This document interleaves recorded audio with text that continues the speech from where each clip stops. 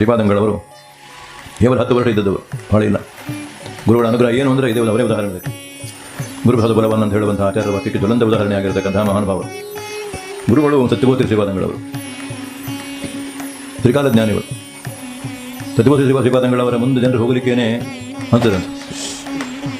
ಅವರು ಅವ್ರ ಬಗ್ಗೆ ಸಂಜೆ ಮುಂದೆ ಏನಾರು ರಾತ್ರಿ ಏನಾರು ಊಟ ರಾತ್ರಿ ಊಟ ಮೇಲೆ ಏನು ಮಾಡ್ತಾರೆ, ಏನು ಸ್ವಾಮಿಗಳು ಹಿಂಗೆ ಮಾಡಬೇಕು ಹಂಗೆ ಮಾಡಬೇಕು, ಇವತ್ತು ನೋಡ್ರಿ ಯಾವ ತೀರ್ಥ ಬಂದುಬಿಟ್ಬಿಟ್ರು ಹಿಂಗೆ ಹೇಳ್ತಾರೆ ಮಂದಿ. ಹಂಗೆ ಅಂದ್ಕೊಂಡು ಮುಂಜಾನೆ ಅವ್ರ ಮುಂದೆ ಹೋಗಿಬಿಟ್ರೆ ಸತ್ಯಬೋಧಿ ಸ್ವಾಮಿಗಳು ಹೇಳ್ತಾರಂತೆ, ಏನು ಏನು ಅಂತಿದ್ರು ನಿಮ್ಮ ಬಗ್ಗೆ ಏನು ಅಂತಿದ್ರು, ಇವ್ರೇನು ಹೋಗಿಲ್ಲ ಏನಿಲ್ಲ.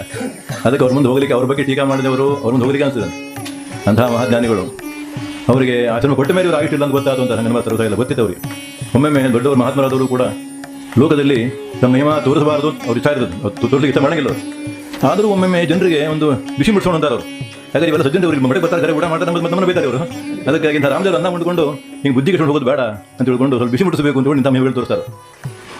ಆಚರಣೆ ಕೊಟ್ಟ ಮೇಲೆ ಇವರಿಗೆ ಆಯುಷ್ ಇಲ್ಲ ಅಂತ ಗೊತ್ತಿಲ್ಲ ಅವ್ರಿಗೆ. ಮೊದಲೇ ಗೊತ್ತಿತ್ತು ಇವ್ರಿಗೆ ಎಷ್ಟು ಆಯುಷ್ ಅಂತ ಹೇಳಿ, ಆಯುಷ್ ಕಡಿಮೆ ಅಂತ ಗೊತ್ತಿತ್ತು ಅವರಿಗೆ. ಆದರೂ ಕೂಡ ಆಚರಣೆ ಕೊಟ್ಟರು, ಅಯ್ಯೋ ಏನಪ್ಪ ಇವ್ರು ಆಯುಷ್ ಇಲ್ಲ ಮುದ್ದು ಹೋಗ್ಬಿಡೋದಲ್ಲ ಅಂತ ಗೊತ್ತಾಯ್ತು ಅಂತ ತೋರಿಸಿದ್ರೆ. ಅದಕ್ಕೇನು ಮಾಡಬೇಕು ಅಂತ ಹೇಳಿ ದಿನ ಅವರಿಗೆ ಕೊಟ್ಟಂಥ ಆವಿರ ರಾಮಾಚಾರ ಅಂತೇವರು ನಮ್ಮರು ಅವರಿಗೆ ಆಶ್ರಮ ಕೊಡಿಸಂತ ನಾಮಕರಣ ಮಾಡಿದರು.